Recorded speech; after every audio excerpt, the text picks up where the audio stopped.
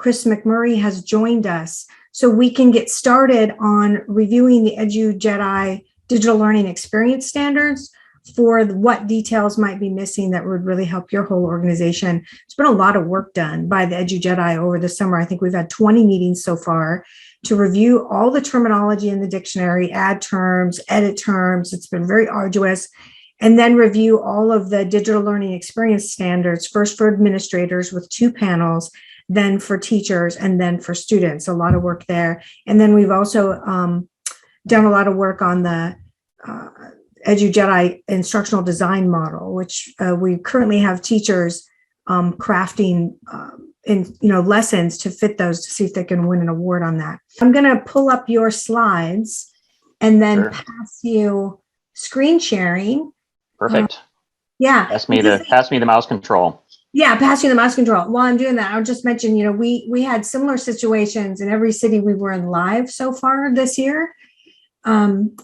People that said the night before, yeah, I'm going to be there, got pulled aside because there was a busing shortage or not enough drivers, or things are happening out there right now, folks. So that's, sort of par for the course. So let me give you mouse control. Okay. Let me see, where is it? Give you mouse control. Remote control. Give it to Chris. Okay, Chris. Perfect. I got it. Thank you. Thanks. Okay. Yeah, no, for sure. Things are happening out here. It's it's changing by the minute sometimes, and you never know what's gonna pop up from behind a bush somewhere. So got to stay on our feet. So for sure, what we're talking about is the learning standards, or the learning experience standards, and so my name is Chris McMurray. I'm with the EduJedi Leadership Society, and I've been with the Learning Counsel working on this set of standards and on all of the things that you're experiencing in this 2 days. And we're going to dig in a little bit more today about the responsibilities and what some of the background is that leads us to the development of these standards and why they're important. So as I move through the slides here with my mouse control that I do have, there we go.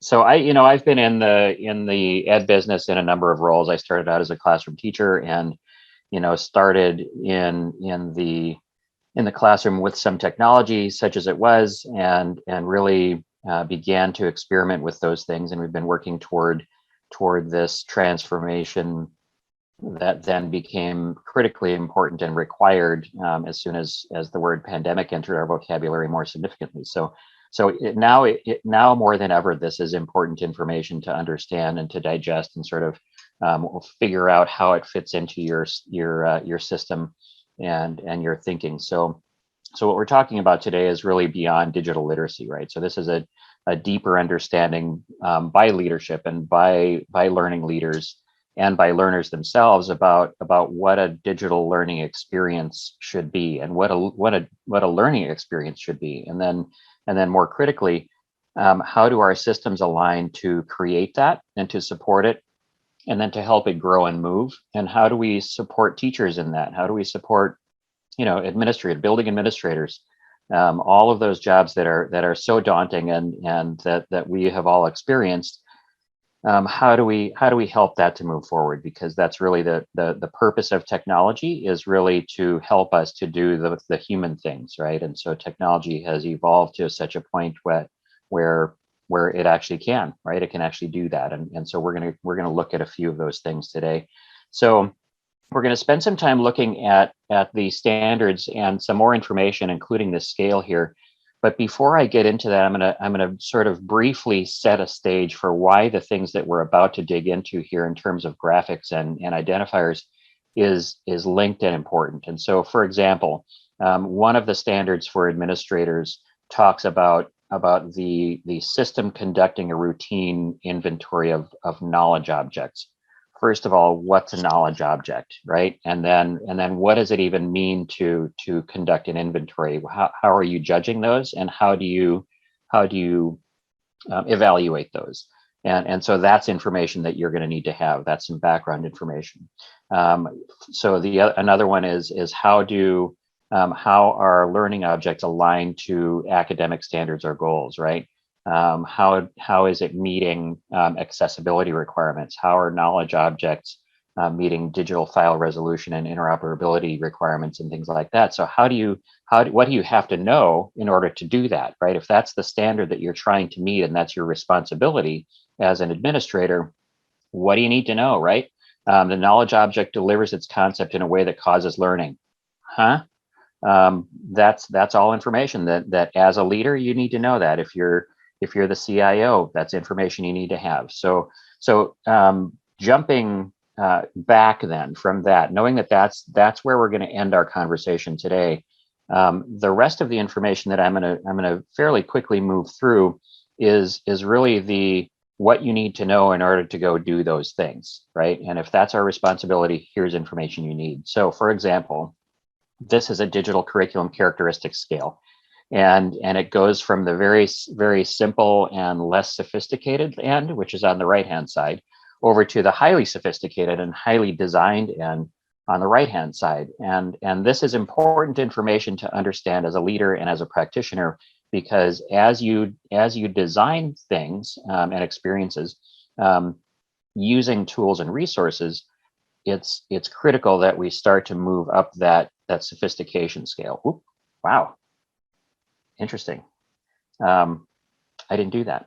There's a ghost in the machine. So on the left-hand side of that scale, you see something called a digital document, and this is really the most granular of bits and pieces. Hey, Chris, this was Leilani. Yeah. Sorry, I did that. I didn't mean to. I was just trying to make sure I was muted. Yeah, no worries, no worries. Yeah, it's good. I can roll with that. So okay. yeah, so go ahead. Yep. So the digital document would be like a Word doc, right, or like a Google Doc, and it's a bit, and it doesn't exist in context. It doesn't do anything. It's not active. It may be loosely connected to other things, but it comes along with a lot of sort of attendant work that causes the learner and the person designing the learning experience to have to fill in some gaps, right? And so it's a little bit of a more heavy lift. And then we move up to things like single loop animation and videos, and single loop animations are like things sliding in from the left in a PowerPoint slide or something like that. It's very simple. It's sort of up the evolutionary and sophistication scale from a digital document, but it's still relatively inactive. It doesn't create interaction, and it doesn't support any sort of student agency necessarily. Until we get to video, and this is an interesting point, because this is where a video can help to give some control and some agency to the learner. They can stop it, they can fast forward it, they can rewind it, they can replay it. It's like YouTube, and this is something that teachers and learning designers can create, and then use that as a building block for the experience.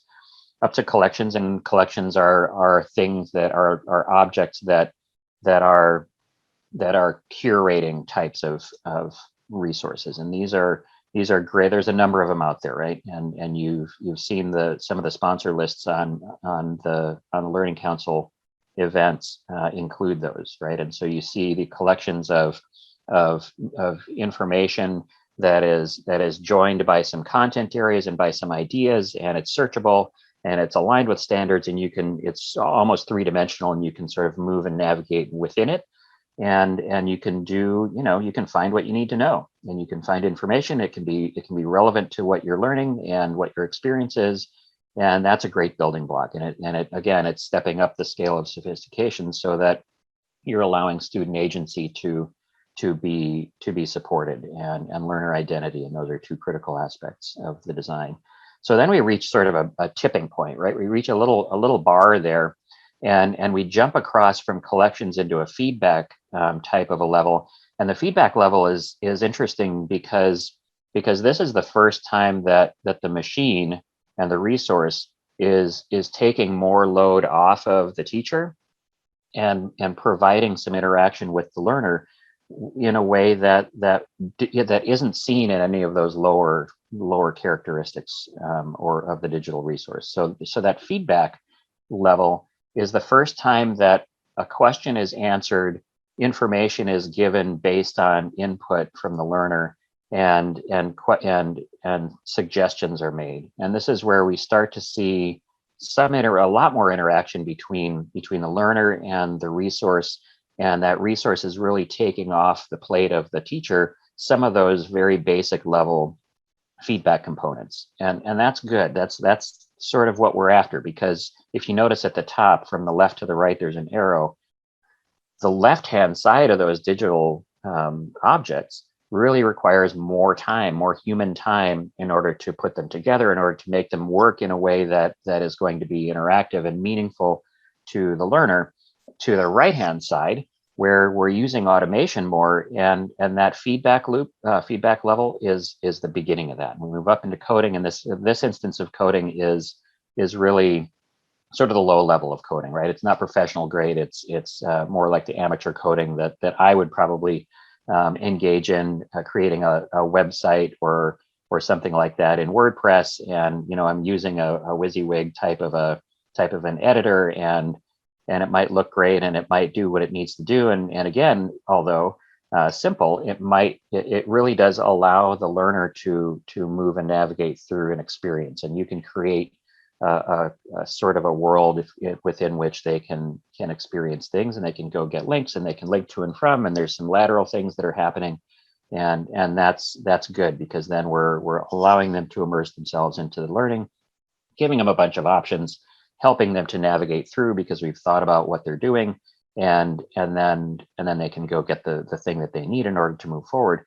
And then at the very top, we have that highly designed digital courseware, and this is where the pros are creating worlds, and it's multiple content areas, and it's lateral. It is much more three-dimensional, and you can move up and you can go at your own pace, and there's things like gating that are engaged in order to help people move forward at predictable rates or according to the thing that they need. So this characteristic scale is important, because when we go back to knowledge object selection as an experience standard for administrators, that's what we're talking about, right? We're talking about how do you select knowledge objects that are going to help more, and that are going to allow the designer, the learning designer, to leverage the strengths of those resources. And so that's important information. This is all in the dictionary, by the way. This is in the EduJedi dictionary.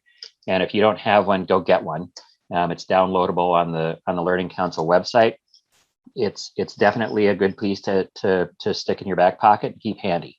So I'm going to go through, and I'm going to jump to another scale that is important as we move through our thinking on this. There we go. And so in the context of selection and evaluation, so if you're taking an inventory of all your knowledge objects that are within your ecosystem, and you're needing to identify high quality and high efficacy knowledge objects, the evaluation of those and the implementation of those means that you should be thinking about moving from more granular to more aggregated resources. And so this learning object scale, the digital learning object scale here, is actually, it shows up in the special report that's thumbnailed up there. When you want to think about how you evaluate or how you meet standard number one, which is conducting a routine inventory and an evaluation, that report can help. That's a document that can help, and this scale is in there. So when we talk about moving from granular to aggregated, we're sort of aligned with that last graphic that we looked at, in that the concept level of an object is really the most granular level, and that's really the bit, right? That's the little piece of information that may or may not be contextualized. It may or may not be connected to any other bit of information. It just is, and it doesn't really do anything. And you move up through those levels toward courses and ebooks, and you go through contextualized bits. And this is where you've collected some bits, and they all have some sort of a connection, and they have some context, hence the term. And that's better than just the bit level, right, or the concept level. And then you move up into like the ebook or the course level, and this is where all of those bits are suddenly now being made into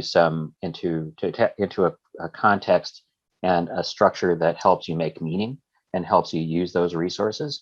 And that would be the top level of that amateur authorware type of a thing, right? I could make an ebook, I can, And as simple as that is, it's a thing, right? It's something that I feel pretty proud of being able to do, and it's portable, right? And I can share it with my kids, I can share it with my learners, adult learners, and they can move back and forth within it, and that's more sophisticated. And so you then think about a similar type of a scale within that professionally coded short form to long form, or short form versus long form types of applications.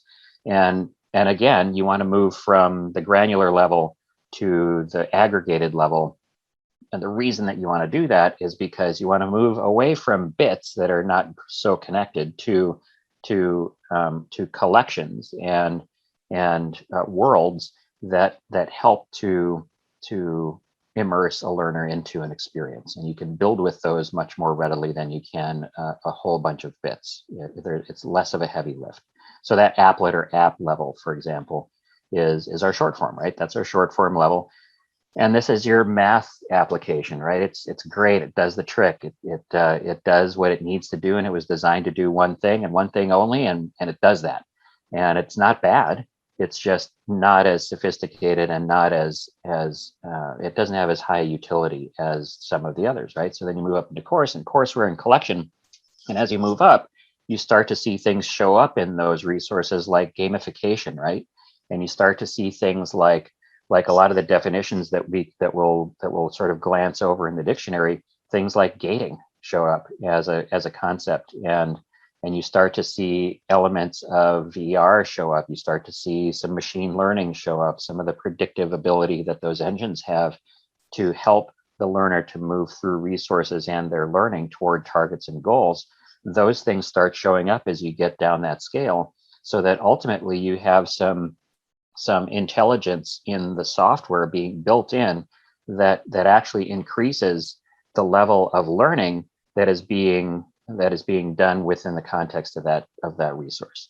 And once we do that, right, if we imagine these as Legos, we want the Legos that are going to be most highly effective in building the thing that we want. And the thing that we want is effective learning, right? And it's engagement, and it's curiosity, and it's creativity. It's any of the things that are higher level on that thinking scale. So this is then, as you think about your inventory, and as you think about your collection of knowledge objects and selecting those objects, this is information that goes into this is how you do that. And so that's one piece that it's important to understand. So this next graphic I'm going to share is also connected to that, right? And it speaks to sort of the grander scope, right? This is overwhelming, possibly. There's a lot of color on there. There's a lot of words, and there's arrows and dotted things and steps and lots of stuff. And what this really represents is kind of the load, right? And what we know is that a digital load was placed upon us as educators, right? And we did it ourselves. We did, and fully knowing that we had systems for hybrid logistics. We have systems for access and management, for identity, for all the rostering, all of those things. We've got security. We've got things that are analytic. We've got things that are repository based, and we've got, on top of that, we've got software systems that are directly tied to the educator's primary job. So that would be like SIS, it would be like the LMS, it would be like any of the assessment platforms, any of those larger sort of system-wide things that sort of undergird the experience and what teachers and learners do within the system. All of that stuff exists, and as a classroom teacher and as a building principal and as a central office administrator, right, you just sort of accept that those things are there, and yet without really acknowledging that you have created this ecosystem, and the sheer scale of that, just in terms of what resources are out there, that's daunting. That's huge, and it was identified as a thing by the Learning Counsel and considerable research by the Learning Counsel, and identified and then named. And naming it was actually a critical point, because as we went through this transformation as an industry, right, we had placed this this burden. There was something that was felt, right? There was something felt in the classroom, in the executive team, felt in the principal's office, and it was difficult to put our fingers on it, and we knew that we were moving in the right direction. We knew that we needed to have some resources available. We went out into the field, into the wild, and captured many of them, and probably too many of them, and then dumped them all in because they were all great, they were all good, and we got suggestions from here and there, and the classroom teachers were very happy and excited about it, except that we then kept dumping in, right? And we dumped and dumped and dumped, and a much more simple version of that thing is represented in that stair step graphic there. And you can see by the grade level, things are changing, right? So from one grade level to the next, there's little consistency. Things might be jumping around. You might experience one thing one year, a different thing the next year, and that might be something new learning, right? You might have to learn a brand new platform in order to get at your learning objects or your knowledge objects. And if between fourth and fifth grade you have to do two different platforms, or between two classrooms, I mean, what kind of an experience does that create for young learners? And what kind of a load does that create for teachers? So knowing that we just created this digital load, knowing that we have all this stuff swirling around, and we're needing to create and design learning experiences versus planning for teaching, right? There's a very clear distinction between those two things. We speak in terms of designing experiences versus planning for teaching, because one speaks to what the learner is going to do, one speaks to what the teacher is going to do.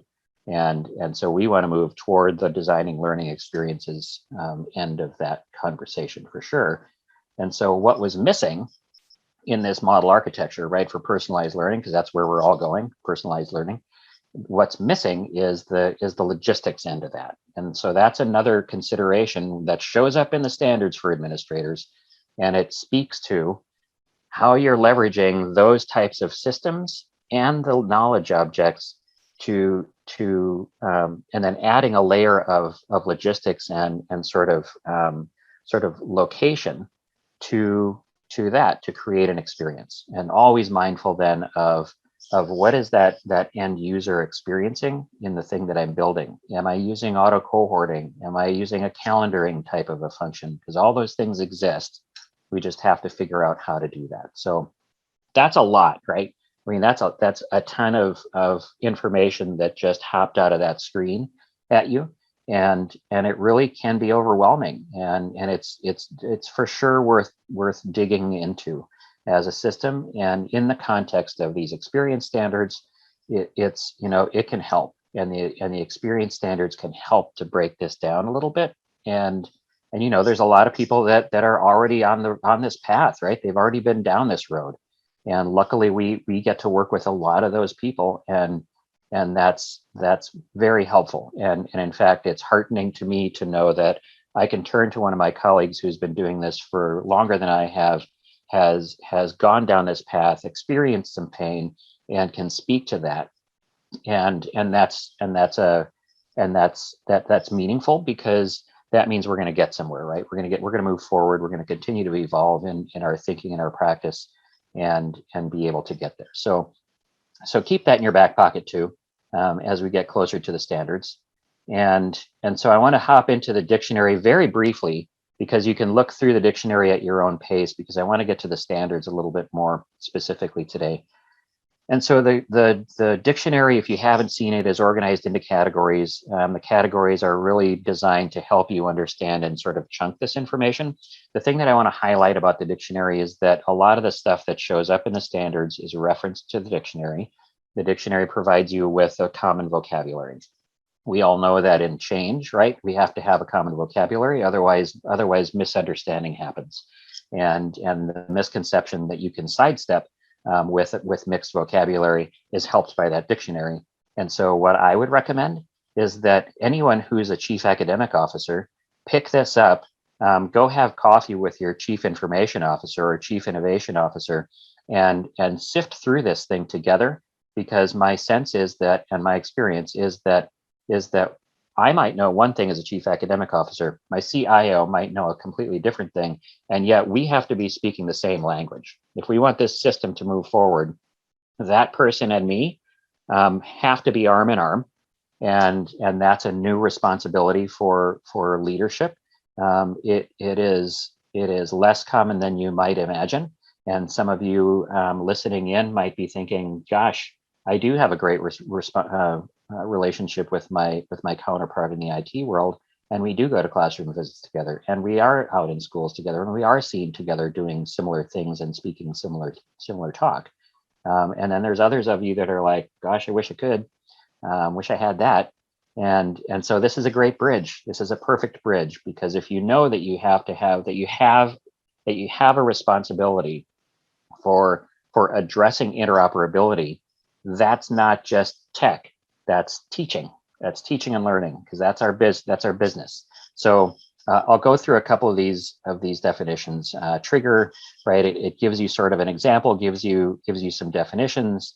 The gating is what I mentioned before, right? This is one of those higher level sophistication elements, and it really is something that you want to understand. But again, vocabulary. If you're in a meeting and you ask how a resource includes or doesn't include gating, maybe you're evaluating a new resource. Maybe the sales representative is demoing in your system, and they start speaking in these terms.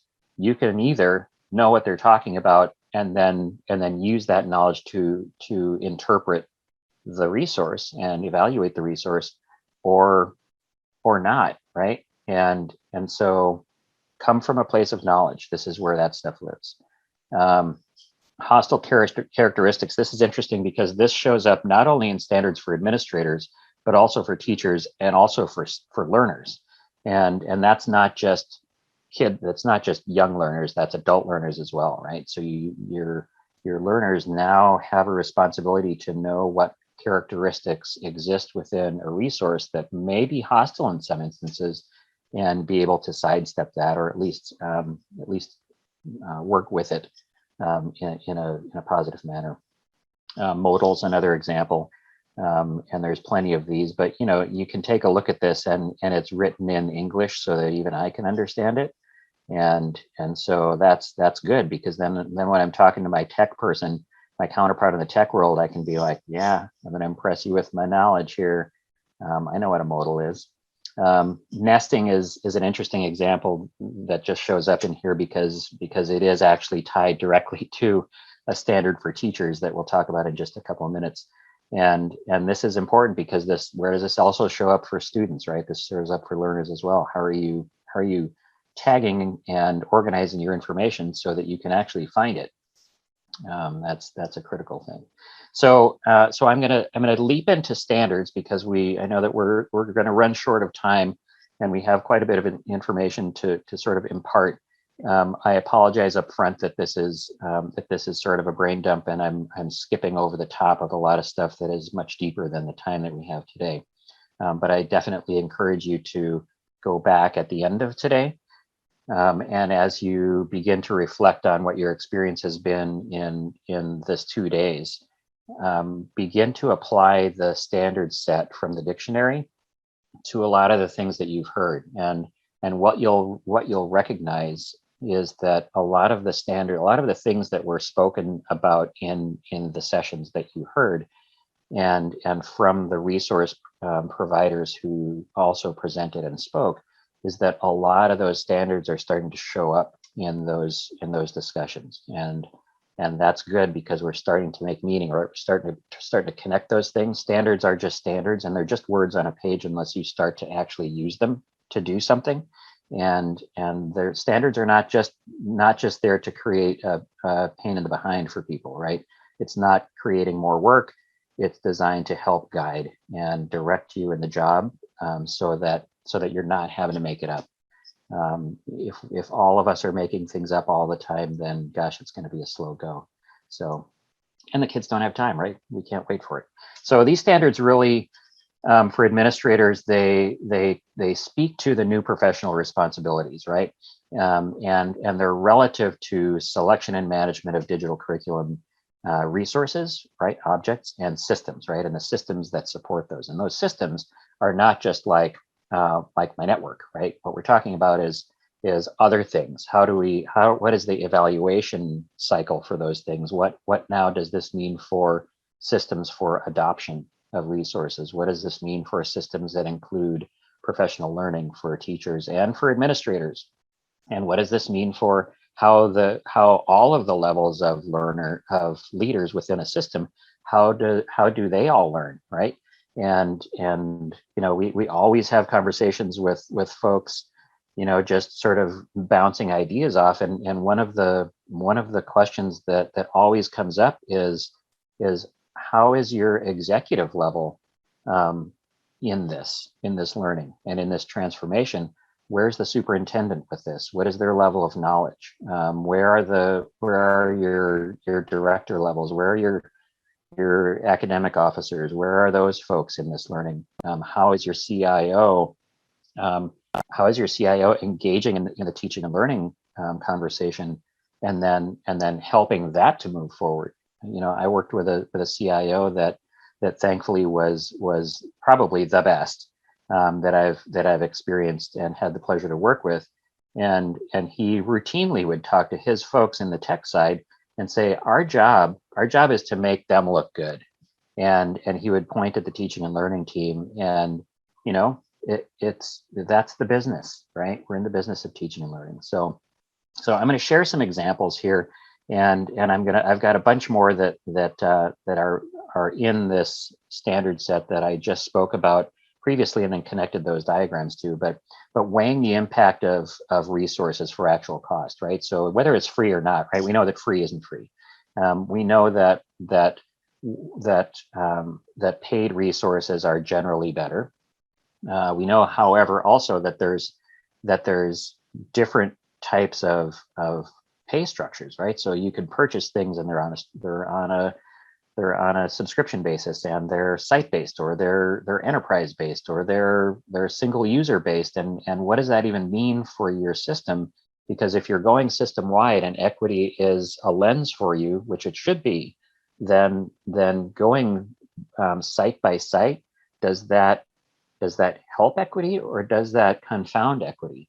And so that type of consideration is a responsibility for the leadership. You have to think about, what is this going to look like for my system? It's great that one classroom teacher or one school says, hey, we want this thing.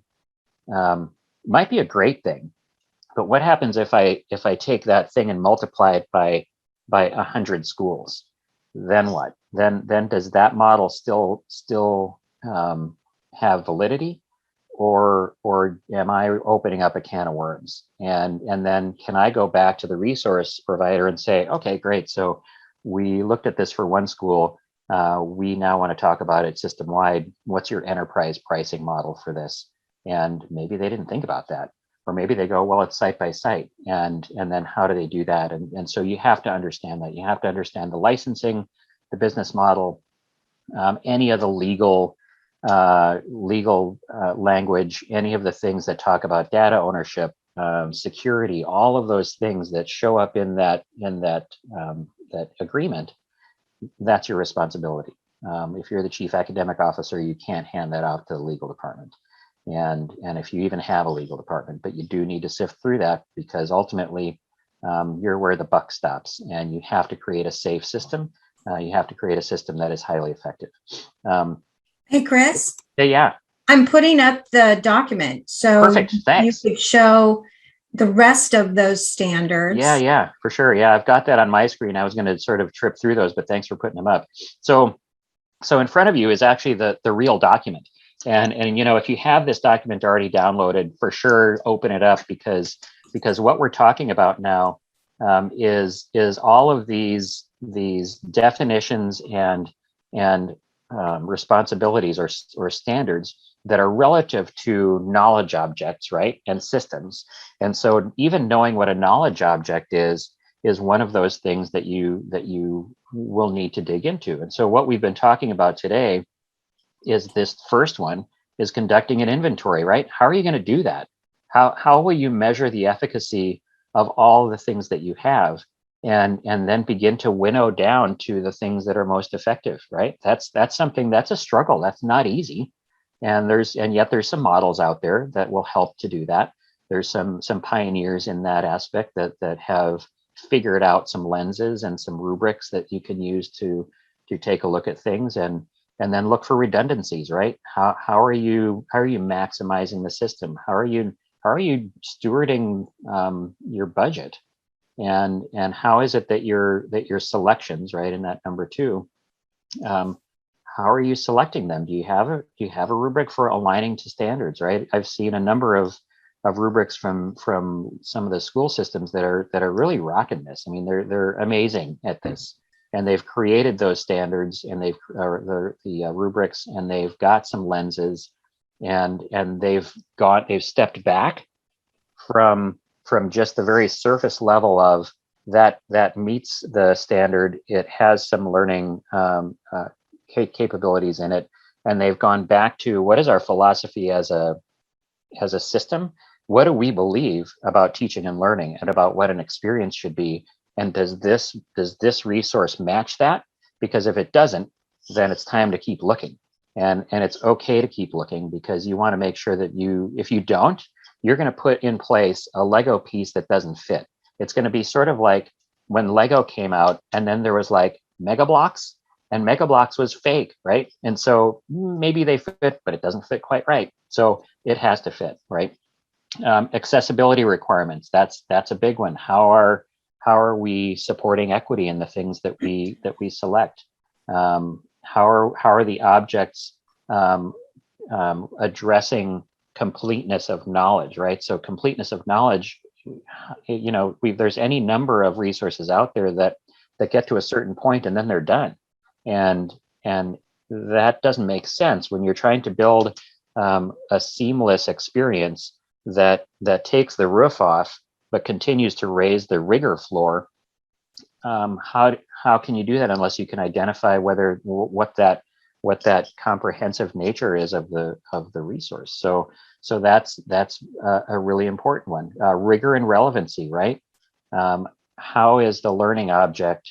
Are you considering it for rigor and relevancy? This starts to sound like elements of a rubric, right? And sure, it can be. And yet these are things that as we consider new responsibilities, right? That's kind of what we're talking about. These are them. Principals know this stuff, guys. Yes, it is a lot, and yep, it's hard, and it's going to make your brain hurt, possibly. But how are you doing this, right? Impact of content's characteristics. This is good, right? Because content characteristics is something we looked at as a definition very briefly, but how is it that the characteristics are going to either impede, they're going to hurt or help the experience? And if something is then seen to put up barriers that are artificial, the tendency is for that not to be used. And then you just put a block in place in your ecosystem that's not going to be used, or it's hurting the experience. So that one, you can see that it's referencing the EduJedi dictionary, and that's what this document is intended to do. It's sort of a crosswalk for that stuff.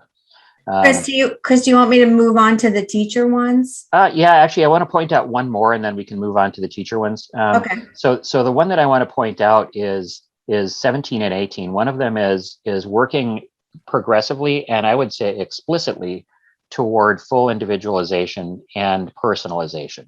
That's huge, because that's where we're headed. We're going to that place, and you have a responsibility to do that. If you haven't already worked that into your strategic plan in some way, then now is the time to do that, because otherwise you're going to be caught behind, and there's not a good reason to do that. There actually isn't. The other one is working toward increasing digital pathways of end-to-end lessons and course building workflow. What I want to highlight in that standard is the word workflow, because workflow speaks to the logistics that we looked in that mishmash graphic of all the things, right? The thing that was missing is workflow. And so how are you then working toward that? How are you working toward leveraging workflow in order to start getting traction on this? Okay, sorry, Lonnie, we can move to teacher stuff now.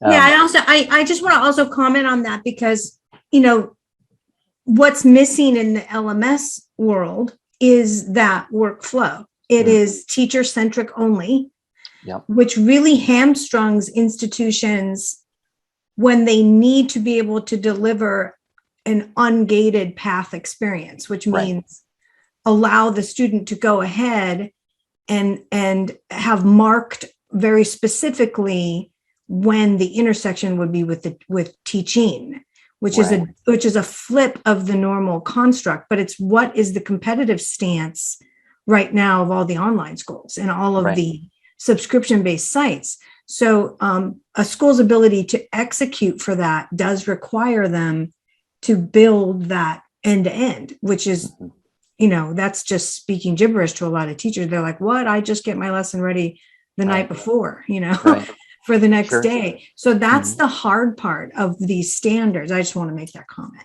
No, for sure. And I totally agree. And I can add to that, because an end-to-end lesson, right? If you think of the broader experience in the day, I remember teacher school, right? They would talk about what came before, what's coming after. Yes, and multiply that by 10. And so think of the learner as moving through a world or an experience that is possibly indefinite, right? And lo and behold, it's going to connect into the next grade level and the next set of learning opportunities. And how does that look? Totally, absolutely right on. So and I also wanted to comment that these 23, when we had all the EduJedi meetings on them, the EduJedi basically stated these 23 are like an action plan, like do step one and then implement step, the second one, and so on and so forth, because it's a competitive move. Yeah, and I think you're right, because if you look back up at number one, that's conducting a routine inventory. What do we got, right? What do we have, and then how do we select the ones we have? How do we start creating a model or a graphic that shows their interaction and what all the systems are? So absolutely, and you move up through the complexity levels as well. As you move up to 23, you start to dig into a lot more complex stuff, and a lot of stuff that speaks directly to teaching practice or learning design practice, and that's an important understanding as well. Yep. Yeah. These are pretty deep, right? So for sure. Yeah, for sure. And it's going to push on practice. I mean, anything that is valuable is going to push you to be better, to improve in a continuous fashion. And so the teaching standards are very similar, right? So these are designed around composition within systems. They're around learning design. They're around student oversight. And so, for example, number one there is filing structure. Remember, we talked about, there was a definition, right? It was nesting. And that really speaks to what's my convention for naming, so that not only I can find stuff, but so that learners can find stuff, and that when I need to build with those things, I have them readily available, and I'm not doing a search, and I'm not going out on a web search, please. And I know where the resources are, the high quality resources, and I know how to use those, and I've used some tagging and some naming conventions to do that. Speaks to curation, speaks to using the knowledge objects and the ones that are aligned, right? And being able to align those, being versed in not only the resource and how it works, but what it has in it. We talked about sort of the completeness, right? Or the comprehensive nature of a resource. As a designer, I need to know that the resource that I have, I need to know it well enough that I know what's in it, so that when I design something with it, it's going to be relevant and it's going to actually work like it's supposed to. The composition, I think number 4 is really very interesting to me, because we're using appropriate technology to allow learners to collect and build artifact and proof portfolios, right? So their badges, their credentials, there's whatever the thing is that shows that they know, but it allows them to take ownership of their learning. Using appropriate technology to do that is an important understanding. And so just throwing technology out there doesn't mean that it's going to be appropriate. You have to know what you're trying to achieve in order to pick the right tool. And that's important. The one above that actually is about your practice. And a lot of this pushes on effective practice and efficacy, because you're still, right, there's still a need for human interaction. You're still at the center. As a teacher, you're still the most important, right? And we know that. And so technology doesn't change that. Technology can enhance it, and it can make your job easier. But you're still going to need to think about how am I personalizing this experience to a person and or a small group and or a whole group, right? And how am I using what I learned about problem-based learning and more tactile types of experiences to create this rich sort of a three-dimensional thing that the student or the learner can move through. And how am I doing that in the context and with technology? That's something to understand, and it's not easy. That's actually bigger than it might sound. And some of that might be some relearning. The teaching standards also start to speak. You can tell that the teaching standards are much more granular, right? So you're getting down closer to the classroom level. You're getting less sort of ethereal and sort of system wide. You're going back down into this is my practice and this is what I'm doing to enhance an experience and build an experience. Plans include digital content and systems that enhance aspects of student thinking, analyzing, creativity. I'll pause on thinking, analyzing, and creativity, because we know that if you took any of the models, Costa's, and go to the top of that range and look for the most efficacious skills that you want people to have, that's at the top, right? Analysis and creativity show up at the top of any of the scales. And any of the rubrics that start measuring that sort of stuff talk about that. And so your design has to include that. And if you can't identify creativity, then it's time to start looking for the rubric that will help you, and then go system wide and say, this is what we mean when we say creativity. Here's what we mean, and here's how we build for it. And so that's a critical component. We're running low on time, so I think I'm going to skip forward to the learner standards. This is an interesting departure from what some folks have started to think about in terms of students using technology, right? And so there was a wild assumption that digital natives knew all the things, right? Except that's not true. The ability to evaluate resources, right? So this is the responsibility for being in the correct level of courseware or the app, right? How do you know? That's agency, right? That's student agency. And if you haven't built a system that supports and builds that, then this one's going to be hard. This is going to be hard learning. It takes responsibility for doing the adequate amount of practice in courseware or learning games to master the subject. Yikes. We're still trying to get some students to sit still or to attend to a task, and yet we're talking about that type of responsibility and self-direction. Yeah, that's not easy. Master's methods of proof of work, awesome, right? Knows when and which objects to select to help and enhance their learning. That's all stuff that needs to be taught. So again, this is sort of going from beginning steps to end steps, and it gets more complex as you go down that list. And by the time you get to number 20, right, reserves the right to screenshot, snapshot, or video clip any material that might be restudied. How do I screenshot or snapshot or video clip? How do I even do that? Advocating for their learning is 19, right? Takes responsibility to speak up and ask for alternatives. That's big. That's huge, right? I mean, we're hoping for that without digital resources. And so here we are asking the same thing in the digital context. And so that's a big deal. These are things that for sure, this isn't going to be something new. I see these things showing up in any number of strategic plans for school districts. And so if you're listening in and you're a teacher and you're like, oh my gosh, another gigantic list of things to think about, if you really start digging in, the majority of us are actually doing these things. The difference is going to be the systems and educators that do them explicitly and in a planful manner will be successful. The ones that do them sort of willy-nilly and sort of stumble into them are going to be challenged with that. So And Chris, just so you know, some of these that you're looking at, this is the active edit document, and some of these are new. right. Per the EduJedi, they'll be in the new resource guide that comes out in December. Perfect. Yeah.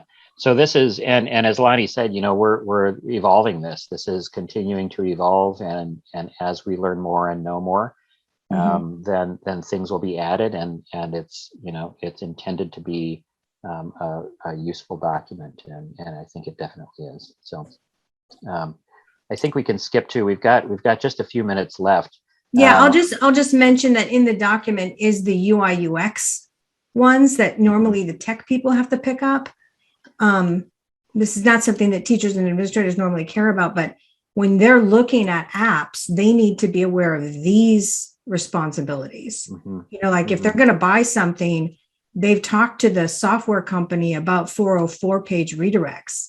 Right. Because if you have a student who hits a 404 page error and isn't automatically redirected, they get lost. Right. They don't come back to the lesson. So there's a lot of things that are now unique to software you're not going to find in any other standards. Absolutely. And I can add to that. Why this is important is because if I'm a CNI person and I'm thinking about adopting some resource and I don't have IT at the table, I'm missing this half of all of the information, and then they're not involved in the evaluation of that resource, and I might just purchase and spend a lot of money on something that doesn't work and fit. So sidestep that and understand these things. So we're going to jump to the model, and this is all sort of cumulative because as you consider how all of this information sort of rolls up into now what do we do with it, the model with which you design will either make it easier or harder. And so on the screen you see two models. The EduJedi model has been developed by the Learning Counsel and the EduJedi in conjunction with a lot of other practitioners in the field, and partner districts across the country have added to this and will continue to. But there's two models here, right? And you could choose one. We chose Addie's. Addie's is fine. It's been around for 45 years. It's not bad, right? It isn't bad. It doesn't really speak to workflow, and it really speaks to something that is teacher centric, and it speaks more to planning for teaching versus designing a learning experience. And so as you start to think about the scale or the scope of that, it moves from sort of organization of learner goals and sort of identifying a problem that is going to be worked on or worked through by the learners. That's a little bit upside down, because what we're talking about now is that question coming from the learners, right? You can create an environment that develops questioning, and we all know, of course, that higher level questioning is gonna make the learning sticky. And so that Addie's model moves through how you build a lesson essentially, but it doesn't speak directly to two other things, right? So the two things that we've been discussing here today and over the last 2 days is really relative to the two rows that you see in the EduJedi model. One of those is the workflow and logistics design level, and the other one is the discovery design components. And so workflow design speaks to how you're setting up the experience and the sequence of things, and how are you identifying learning objects to build into your design. How are you mapping those to activity, right? How are you designing those experiences with assessments and aligning those with other activities?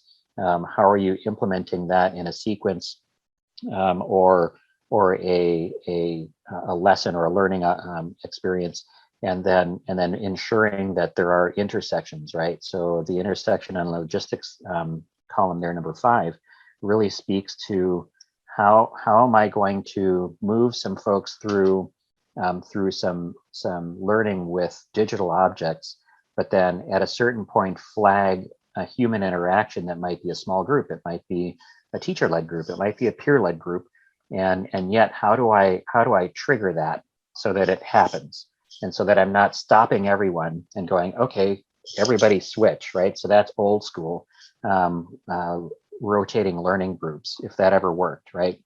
The bell rings and everybody switches to the next station. This has to be much more organic, and it has to be based on what the individuals are doing, based on the design that you created. At the bottom row is the discovery design. So the scope in this one is really speaking to, in a very general sense, it's really speaking to how are you encouraging inquiry so that questioning is leading to more learning. And what in your design as the teacher are you putting into place around mapping, right? You just outlined what resources and decisions are going to be made and activities are going to happen. And then how are you in that discovery design, how are you then layering in and building in that inquiry level? And then how are you placing in thesis points, right? And proof points? Where does that show up? Where does that show up in your map and your design?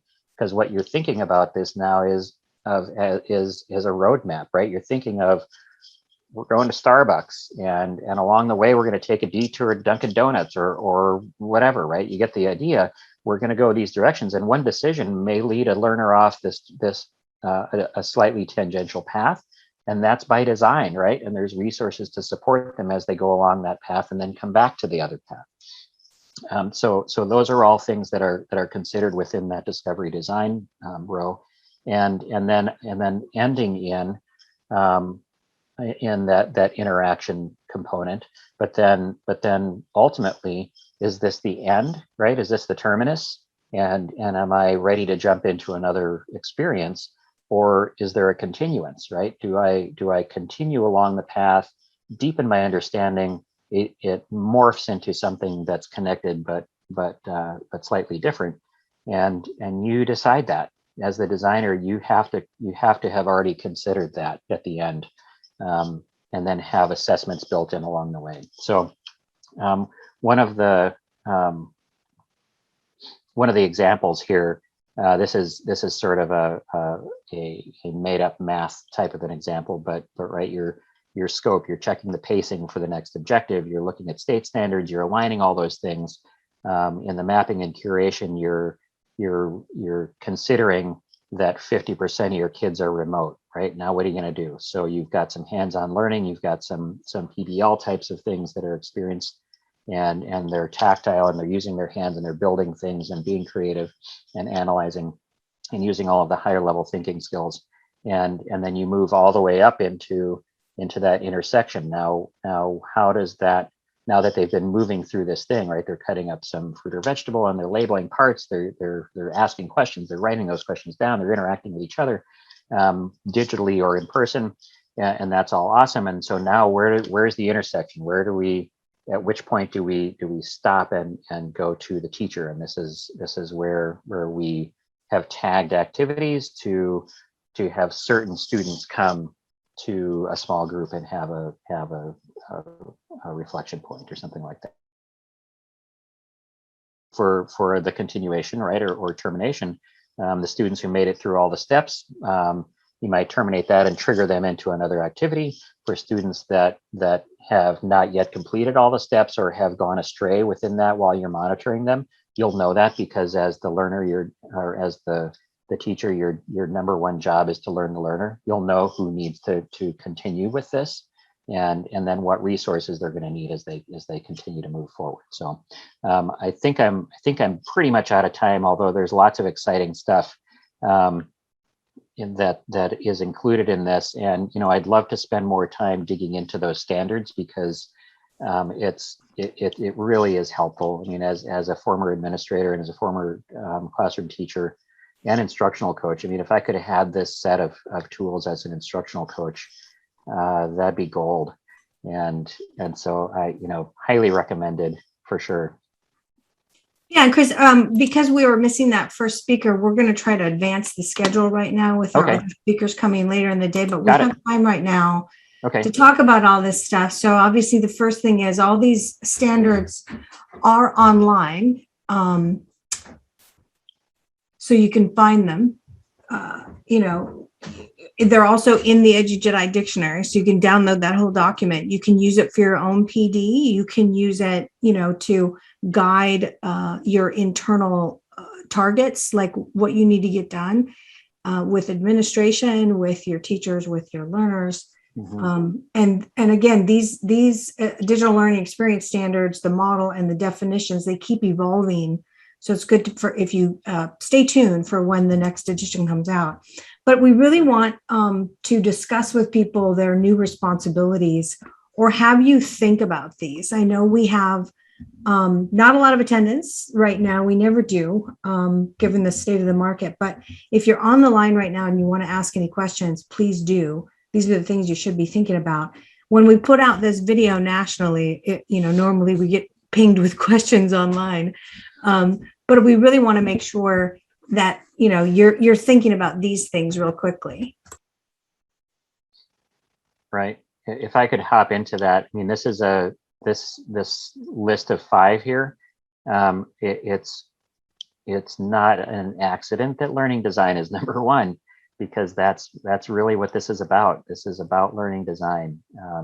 When I worked in the schools and as a partner with other districts, that's a concept that really isn't truly understood in some places, and maybe it's a relatively new thing to think about, but it is the job, right? It's the learning design is the job, and your administrators have to understand that. Your superintendent has to be speaking in that vernacular.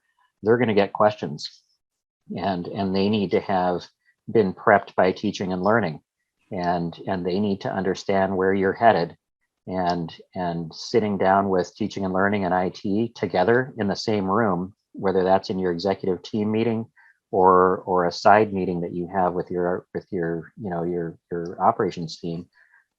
They need to know. CFO needs to know, right? If your chief financial officer doesn't know where you're headed, then things can go awry, and that's a ridiculous thing to happen, and it's avoidable.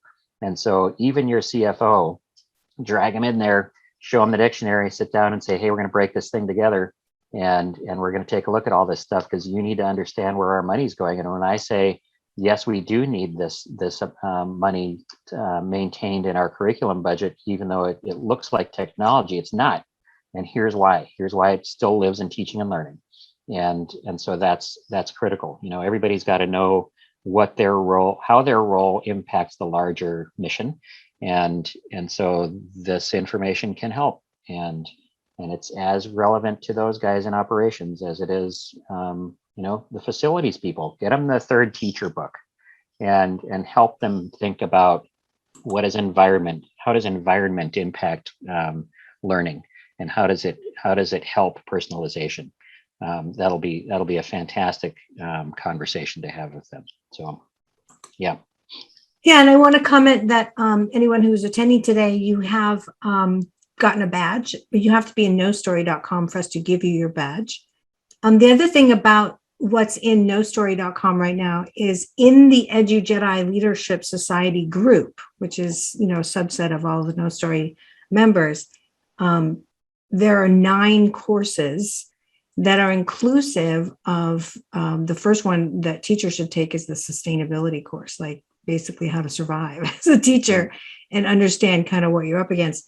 But there's courses in there on strategy, on tactics, on data and analytics, and they're all designed around past live events we did in the field, including the games that go with them, all in downloadable versions that you can do professional development around, including every part of this dictionary is included in the training. So, they're all free to educators. You just have to sort of sign up, and then we trigger it rather than charge you anything right now.